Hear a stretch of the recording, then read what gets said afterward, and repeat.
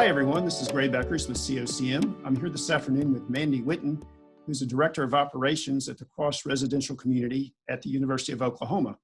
And she works there and leads our team on the campus and works with the students there. And we're here this afternoon to talk to her about what it's been like for her and what her experience has been leading a team on the campus during this time of crisis. So Mandy, thanks for joining us this afternoon. We really appreciate it. If you would, maybe just tell us a little bit about who you are and Sure. about your team there at the Cross. Sure. As you introduced me, my name is Mandy Whitten. I am the Director of Operations for the Cross, which is a 1,200 bed co-ed residential facility on the campus of the University of Oklahoma. Consists of 4 buildings as well as a parking garage, and we have mixed use space. So we've got some really great spaces for restaurants and commercial activities. I lead a team of 3 assistant directors. We have an assistant director of facilities, assistant director of operations, and an assistant director of licensing and leases. And then we have several full-time staff members that work with us as well, custodians, maintenance technicians, and a leasing coordinator. Great. Well, that's quite a crew you have there, huh? Yeah. Yes. Well, how are they doing physically and also emotionally? Sure. So it's been interesting. We have a broad, I think, age and experience range on our staff. And when everything started with COVID, some of our staff are able to do their jobs from home. And we made the decision to have folks work from home. And then we have staff who report daily to the site, mostly our facility staff.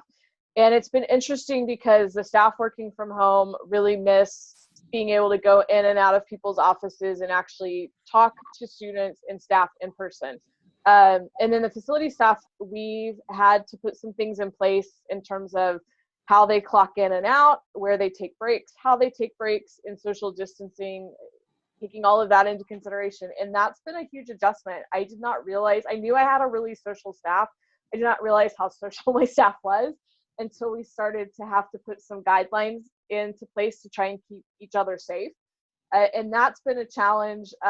We this week made a decision because the weather in Oklahoma has gotten really nice and we have some outdoor picnic tables.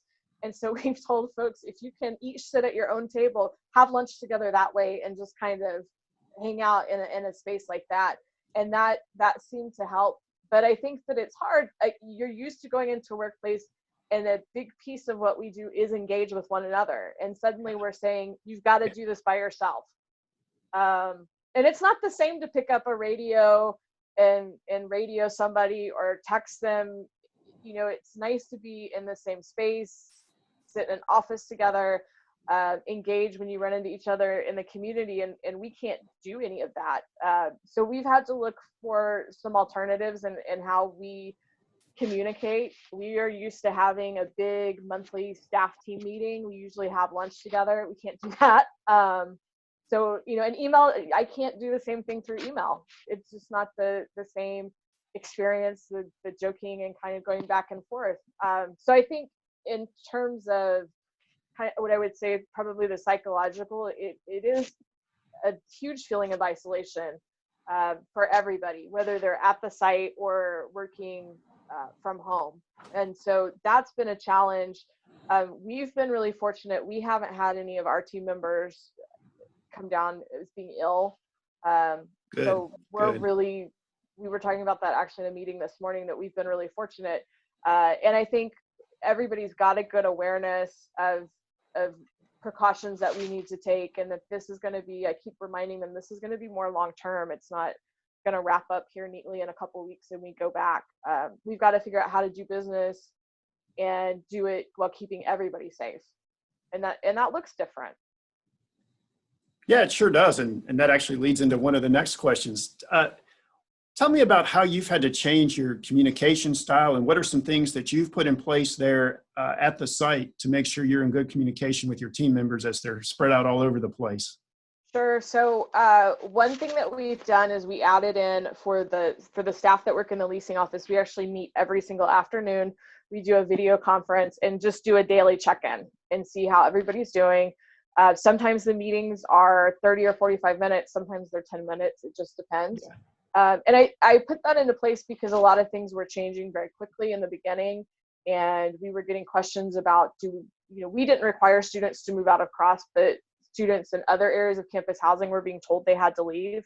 And so we had lots of questions from parents and students about what we were asking them to do, questions about, what are we doing to try to keep people safe, and information we wanted to get out to our students as well about things that were changing. We have a 24-hour fitness center that we've closed for right now. We have community kitchens that we've left open because of the limited dining on campus. And we have to, talk to our students and try to get them the information about how we're trying to keep everything safe. So we've had to rely a lot on electronic communication, like email, social media, flyers to the doors when we're able to do that and get around the building. It's very different. We're used to being able to tell people just stop by the office and we'll talk to you in person. And that's, I would say that's probably something that's been hard to adjust for. I've always drilled that into my folks that we really need to talk face to face. And and that's kind of changed where we can do it, through a video like we're doing now, but it's different. It just feels different. And so that's been probably the biggest change for us. And we're in the middle of leasing for next fall. And I think trying to figure out how to reach our audiences is been a big challenge for us, because we're used to having tables and having physical presence at events. And at the University of Oklahoma in the spring, there's a lot of events for us to be at that we can't be at all. We do information tables at sporting events, for example. There are no sports this spring. So that was a big piece of our operation that we had to figure out how to retool and go forward. So we've embraced a lot of social media. We've gone to doing virtual tours for people. They can call in and we will take them through a virtual tour using FaceTime or Instagram, and then trying to keep engaging with folks. So that's probably been the biggest challenge, is how do we engage with the freshmen that I don't know that we've captured for next year. The freshmen that will be rising sophomores, I don't know that we've captured them as much. And so getting folks to sign with us is I think can be a challenge, just because they've all left. It was so abrupt. Hopefully the University of Oklahoma has announced that they're planning to have a traditional residential experience with classes in person in the fall. So we're hoping to gain traction that way. And I think we've got some cool advantages. All of our rooms, for example, and one thing that we want to stress to people is all the rooms at Cross are actually single occupancy. And so in terms of social distancing, you're in a room by yourself, you're not sharing with someone else. And then we have very limited, you might share a bathroom with one other person. So it's fairly limited. We've certainly stepped up our game on, my custodial staff's been amazing at what they're doing to keep spaces clean and sanitized. Great. Yeah, I'm sure it's a completely different challenge for the custodial team right now. That's an interesting point you make about the individual bedrooms. Have you heard from students that that's something that they're looking for that's different, maybe different from in the past? I think that's what students come to college wanting, is they're used to having their own bedroom. And okay. So that's an expectation they have as first year students at the university where we're at. That's not an option for a lot of them. And so I think that makes it very appealing. And then students, certainly as upper class students, they want their own space. They want to be able to feel like an adult. And we hear that, I think parents are that's something that they're going to be looking at as well in terms of safety. If their students are returning to campus, they want their students to be safe. At the same time, I do think that we have to be prepared. I hope, and I think every university has to be prepared that if you're going to reopen, you will have a student or students that contract COVID, and we've got to have a plan for that in place too. And so we've already been talking about that. How do we support those students and keep them safe, but keep other people safe as well?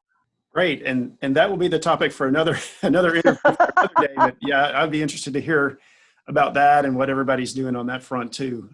So we'll probably be reaching back out at some point on that.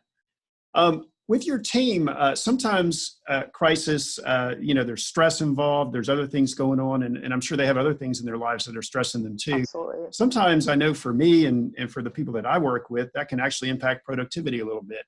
Mm-hmm. What impacts have you seen to your team's productivity as a result of this? So I think that's a good question. In terms on the facility side, I have not seen an impact. I think the challenge has been to keep folks mentally engaged. So we've reversed or changed the order of some of the work that we might do over the summer, like repainting common areas, we're doing right now. Okay. And we'll begin our room turns here in a couple of weeks when students start to leave. But suddenly they're painting and they're all having to paint separately in separate buildings, and that's different than what they're used to, because you get 3 folks on a hallway and we can all paint together today and chat, and now that's not there. And so we've had staff, what I appreciate is they're honest. They'll say, this is really boring. Now, you're right, it is boring. This is very boring right now. Can't argue with that. Huh? Yeah. And I think it's worse because as you get into some of what I call, the repetition of summer, so it's painting, it's getting things ready for fall, it's cleaning, it's sort of doing the same thing in and out every day, and you're having to do it alone. And so it just adds to that. I think, our advantage is we have more time than we usually do to do turns. And so trying to figure out ways to break that up is going to be a challenge for us to just help with staff. But I've been impressed with the compliance on what we've asked for folks to do to keep everybody safe, that they've been really good at being supportive of that. But it's challenging. I've caught myself, if I go up, I'm used to stopping by the leasing desk and just having a conversation, and you're right there with somebody, and you can't do that. And it is a completely different type of way to run your operation. That's what we're facing, I think, and probably for a while. So it's a pretty profound change. Yes. Yeah. So what do you do differently or special right now to keep people motivated? I think part of it is, for some of the more administrative staff, one of the things that I've done that I think has helped, I don't ever give them the expectation of, I expect that you're working between 8:30 and 5 o'clock every day, and I should be able to reach you. I get that different things happen, that sometimes we need a break. And so we look at it as just getting certain tasks done by certain deadlines, and that has worked really well. I feel like in that sense, we've been really, really productive. Staff that are on site, we've actually done something similar. While they're still there for a full workday, we'll say, okay, we want to have these things done by this time. And so that allows them some flexibility in pacing themselves and maybe breaking up some tasks. I think the other piece of it is just being available to listen. I don't know what's going on half the time with the if you listen to the news, you hear this story here, and then you hear another story that completely contradicts it, and it's a lot to sort out. So I think being available to just listen or talk with staff, and I'll pick up the phone and call folks and just chat with them. My assistant director of facilities hears from me outside of normal meetings and everything else, probably almost every day. I'll just call him and say, hey, tell me what's going on. How are you guys doing? What do you need? What can I do? And I think that's been really helpful for him to have that, just someone to talk to. And, half the time we just talk about what did we do over the weekend, or what are his plans with his garden. I do the other thing. I have an assistant director of licensing and leasing, and she's extremely extroverted, and this has been very hard for her. And so we'll hop on and do a Skype call, and sometimes we sit and stare at each other and eat lunch, and we're having lunch together. And so I think you have to figure out ways to the best that you can to help people feel like they're not functioning alone, and you have to get creative.